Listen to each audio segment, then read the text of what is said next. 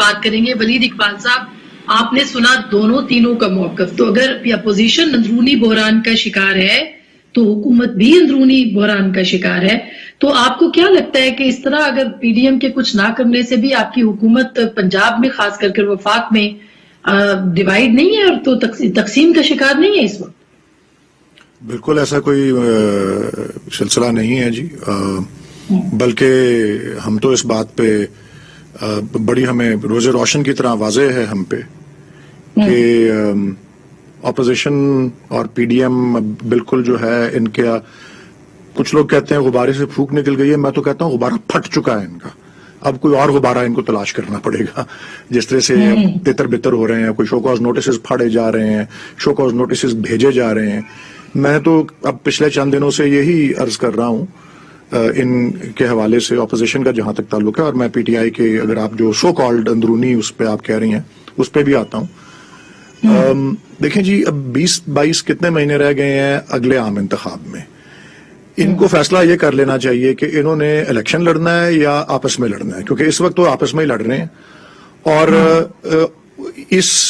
اپنے اس جو ایک سیاسی اتحاد جو نظر آتا ہے کہ ذاتی مفاد کا شکار ہو گیا ہے, اس کی نظر ہو گیا ہے, اس سے تو کچھ نکلا نہیں ہے. اور اگر وہ سمجھتے ہیں دونوں حوالوں سے کہ پی ٹی آئی کے اندر کوئی اس طرح کے مسائل ہیں, تو وہ بھی میں سمجھتا ہوں کہ خوش فہمی بھی ہے, وشفل تھنکنگ انگریزی میں جیسے کہیں گے, اور خود فریبی بھی ہے, یعنی سیلف ڈسپشن.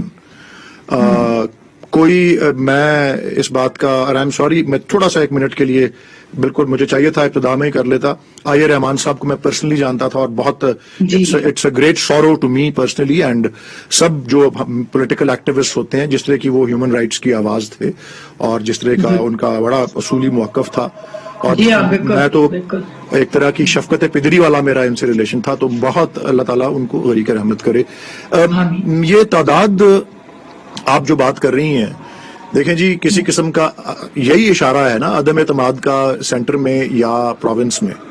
جو یہ میں واضح کر دینا چاہتا ہوں, اگر کسی کو اس میں کوئی خوش فہمی ہے, کہ آرٹیکل 63A جو آئین کا ہے وہ پڑھ لیں. اگر کوئی پی ٹی آئی کا شخص جو پی ٹی آئی کے ٹکٹ کے اوپر الیکٹ ہو کے آیا ہے, خواہ وہ صوبائی اسمبلی کا رکن ہو یا قومی اسمبلی کا, بلکہ آزاد بھی الیکٹ ہو کے آئے لیکن بعد میں انہوں نے پی ٹی آئی سے لائلٹی کر کے اپنے ان بینچز پہ بیٹھ گئے ہیں, تو 3-4 چیزیں ہی ہیں. اور یہ by the way 63A article جو تھا, یہ نون لیگ اور پی ٹی پی لے کے آئے تھے, وہ ڈی سیٹ ہو جائیں گے, وہ ڈسکوالیفائی ہو جائیں گے.